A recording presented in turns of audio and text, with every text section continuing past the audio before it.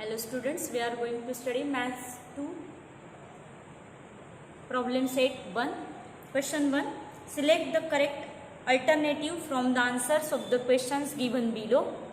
First one, example. How many midpoints does the segment have? Options are only one, B 2, C 3, D many. See, a segment have only one midpoint. लक्षात घ्या, कुठलाही एखादा segment घेतला तर त्याचा mid point हा एकच असतो आणि म्हणून our correct option is only one.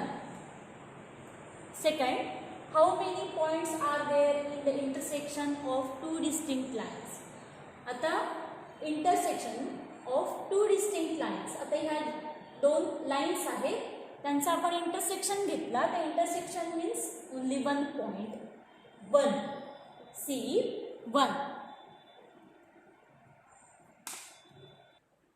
Third question, how many lines are determined by three distinct points? Options are A 2, B 3, C 1 or 3, D 6. See, here I draw three distinct points. How many lines are determined by three distinct points? 1, 2 and 3.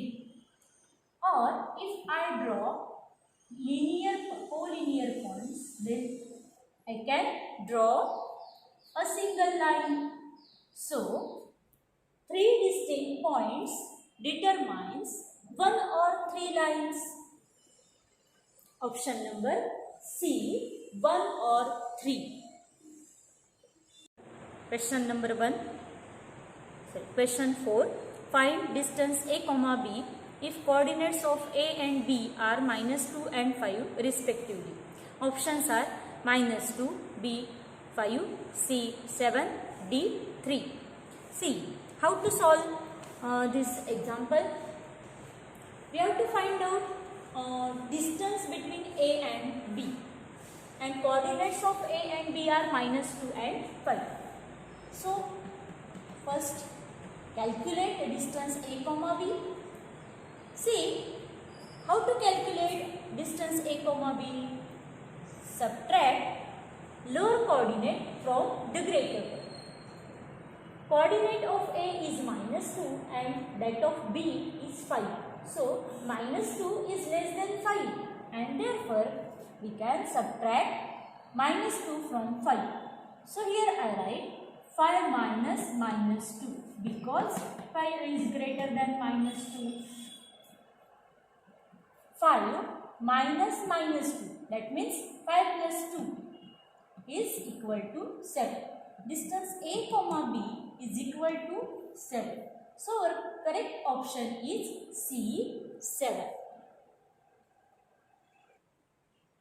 Fifth question, if p dash q dash r between s and distance p comma q is equal to 2, distance p comma r is equal to 10, then find distance q comma r. That means we have to find out distance qr, and p, q, r are three collinear points.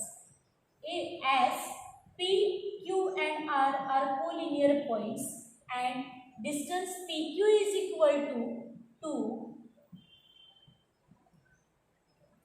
and PR is 10. We can find out distance QR by subtracting distance PQ from distance PR. So, distance QR is equal to distance PR minus distance PQ. So, it is 10 minus 2, that is 8. Distance QR is equal to 8. So, correct option is B, 8. Question 7. Write the following statements in conditional form. Question 7. Write the following statements in conditional form. First statement is every square is a rhombus. आता लक्षात घ्या की square is a rhombus. प्रत्येक square, every square is a rhombus. प्रत्येक जो square आहे तो rhombus असतो. हे स्टेटमेंट आहे. आपल्याला त्याचं कंडिशनल स्टेटमेंट बनवायचं आहे. आता बघा लक्षात घ्या, या स्क्वेअरला आपण रोम्बस म्हणणार. स्क्वेअर हा रोम्बस असतो नक्की का? बघा त्याच्या सगळ्या साईड्स ज्या आहेत, स्क्वेअरच्या सर्व ज्या साईड्स आहेत त्या each and every side of square is congruent, म्हणजे all sides are congruent and all angles are also congruent. परंतु अँगल्सच्या बाबतीमध्ये आपल्याला विचार करायचा नाही.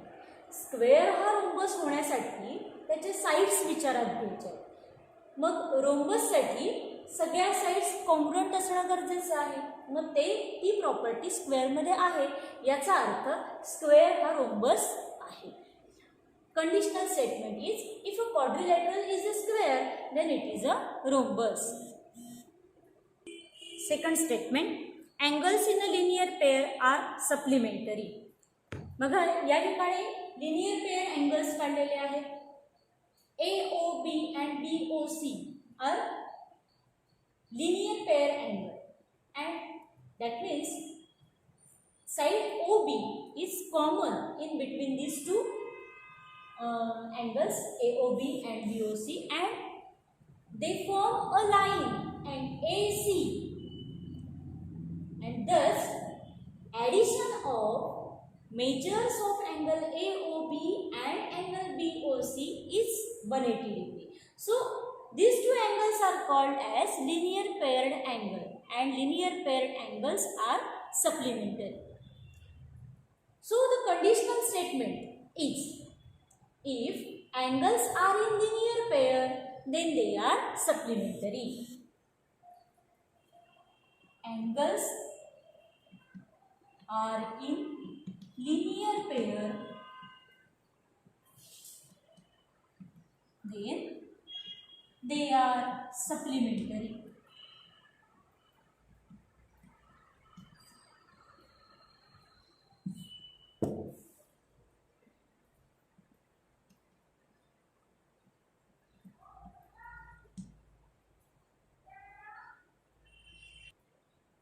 Third statement, a triangle is a figure formed by three segments. Conditional statement is, if a figure is a triangle, then it is formed by three segments. म्हणजे बघा triangle जो आहे हा 3 सेगमेंटनी बनलेला असतो आणि ही एक कंप्लीट फिगर असते, क्लोज फिगर असते. क्लोज फिगर म्हणजे काय तर ते जे 2 सेगमेंट्स आहेत त्या 2 सेगमेंटच्या दरम्यान अँगल पण फॉर्म होतो आहे आणि त्यामुळे हे जे सेगमेंट्स आहेत ह्या इंटरसेक्ट करतात एकमेकांना आणि त्यामुळे जी ही फिगर तयार होते ती फिगर ही क्लोज फिगर आहे आणि तिला आपण ट्रायंगल म्हणतो. म्हणजे ट्रायंगल म्हटल्यानंतर 3 साइड्स हे लक्षात ठेवायचं. Fourth statement, a number having only 2 divisors is called a prime number. आता अर्थात प्राईम नंबरची जी डेफिनेशन आहे ती अशी आहे की एखाद्या संख्येला 1 आणि ती संख्या या व्यतिरिक्त कुठलाही डिव्हायजर नाही आहे त्याला आपण म्हणतो प्राईम नंबर. म्हणजे समजा मी 2 घेतलं तर 2चे डिव्हायजर्स काय असणार आहे तर 1 and 2. 3 घेतला तर 3 मध्ये 1 and 3 म्हणजे किती तर या प्रत्येक नंबर जो प्राईम नंबर आहे त्याचे डिव्हायजर्स फक्त 2च असणार आहेत. म्हणून कंडिशनल स्टेटमेंट काय होईल, if a number have only 2 divisors then it is a prime number. Question 8, write the converse of each of the following statements. First one, if the sum of measures of angles in a figure is 180 degree, then the figure is a triangle.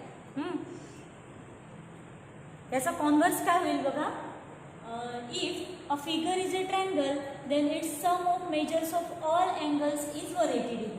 कारण बघा जर का दिलेली figure ही triangle असेल तर त्याच्या 3ही अँगल्सची जर आपण बेरीज घेतली, मेजर्सची बेरीज घेतली तर ती काय येते, सम काय येते 180 डिग्री येते. हेच आपण कॉन्व्हर्सने काय म्हणणार, if a figure is a triangle then its sum of measures of all angles is 180 degree.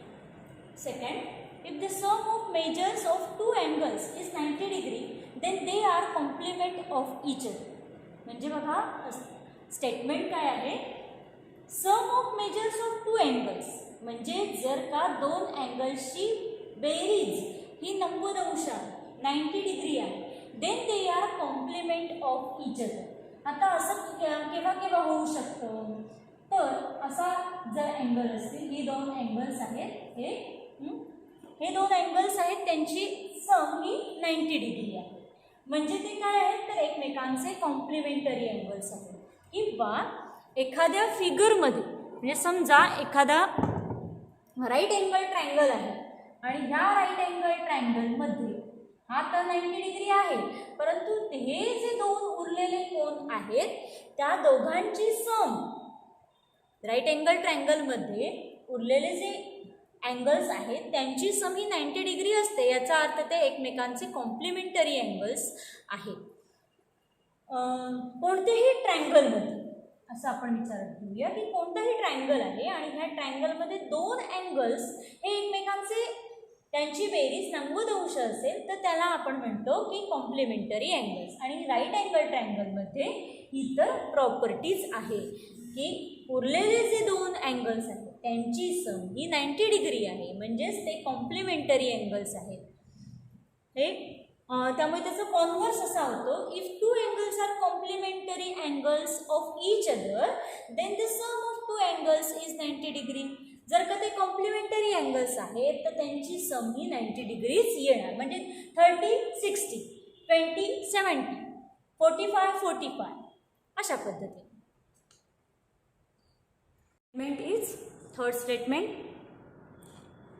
If the corresponding angles formed by a transversal of two lines are congruent, then the two lines are parallel. आता याचा आपल्याला converse लिहायचं आहे. पहिलं statement काय म्हटलेलं आहे की जर का दोन लाईन्सना एका ट्रान्सव्हर्सलने इंटरसेक्ट केलं, म्हणजे या सपोज दोन लाईन्स आहेत आणि त्यांची ही ट्रान्सव्हर्सल आहे, तर तयार होणारे जे करस्पॉन्डिंग अँगल्सची जोडी हे करस्पॉन्डिंग अँगल्स आहेत, हे करस्पॉन्डिंग अँगल्स आहेत. अशा पद्धतीने एकूण 4 पेअर्स असतात. तर करस्पॉन्डिंग अँगल्सचे जर करस्पॉन्डिंग अँगल्स हे जर का कॉन्ग्रुएंट असतील तर या दोन लाईन्स या पॅरलल असतात. आता आपल्याला ह्याचं कॉन्व्हर्स कसं मिळवायचं आहे, तर दोन पॅरलल लाईन्सना एका ट्रान्सव्हर्सलने इंटरसेक्ट केल्यानंतर तयार होणारे जे करस्पॉन्डिंग अँगल्स आहेत त्यांच्या पेअर्स या कॉन्ग्रुएंट असतात, असं आपण कॉन्व्हर्स लिहिणार आहोत. So converse statement is, if two parallel lines are intersected by a transversal, then all pairs of corresponding angles are congruent. Fourth statement, if the sum of the digits of a number is divisible by 3, then the number is divisible by 3. बघा statement काय म्हटलंय की जर का एखाद्या नंबरचे जे digits आहेत त्यांच्या समला 3ने जर का भाग जात असेल, निशेष भाग जात असेल, 3ने ती सम ही डिव्हिजिबल असेल, तर तो नंबर हा 3ने डिव्हिजिबल असतो. फॉर एक्झाम्पल नंबर आहे 18 हा नंबर घेतला सपोज, तर 1 आणि 8 म्हणजे 9 झाले. या समला 3ने भाग जातोय, ओके, म्हणजे 18ला पण 3ने भाग जातो आहे. समजा असं असेल तर 123 अशी संख्या आहे समजा. आता यांची जर का आपण सम घेतली 3 2 आणि 1 म्हणजे पुन्हा 6 आली, या 6ला 3ने नक्की भाग जातोय, म्हणजे पूर्ण नंबरला 3ने भाग जातो आहे, असं ते स्टेटमेंट आहे. आता आपल्याला याचा कॉन्व्हर्स बनवायचा आहे. कॉन्व्हर्स काय होईल बघा, converse of that statement is, if the number is divisible by 3, then the sum of the digits of that number is also divisible by 3.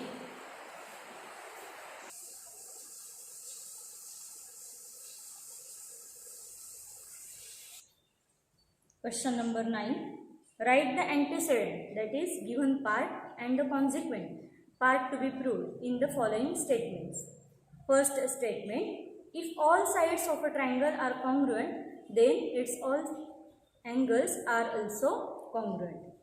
Given part, that means antecedent is all sides of a triangle are congruent. That means given triangle is an equilateral triangle and we have to prove that all angles are congruent.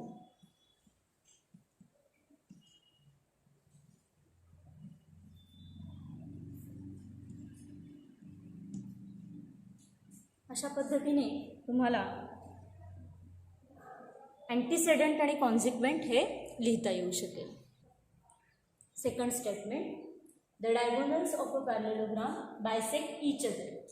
Given part is given quadrilateral is a parallelogram and we have to prove that diagonals of a parallelogram bisect each other. कारण दिलेल्या स्टेटमेंटमध्ये आपल्याला असं prove करायचं आहे की the diagonals of parallelogram bisect each other. याचा अर्थ आपल्याला पॅरलेलोग्राम हा दिलेला आहे. म्हणजे given quadrilateral is a parallelogram हा गिवन आणि प्रूव्ह काय करायचं, we have to prove that diagonals of parallelogram bisect each other. म्हणजे दिलेली फिगर जी आहे ती पॅरलेलोग्राम असणार आहे. आणखी आपल्याला प्रूव्ह करायचं आहे की त्याचे जे डायगोनल्स आहेत हे डायगोनल्स हे बायसेक्ट करतायत एकमेकांना, हे प्रूव्ह करायचं. अशा पद्धतीने आपल्याला गिव्हन पार्ट आणि टू प्रूव्ह पार्ट हा लिहिता येऊ शकतो. कुठल्याही स्टेटमेंटमधला कॉन्व्हर्स लिहिता येऊ शकतो.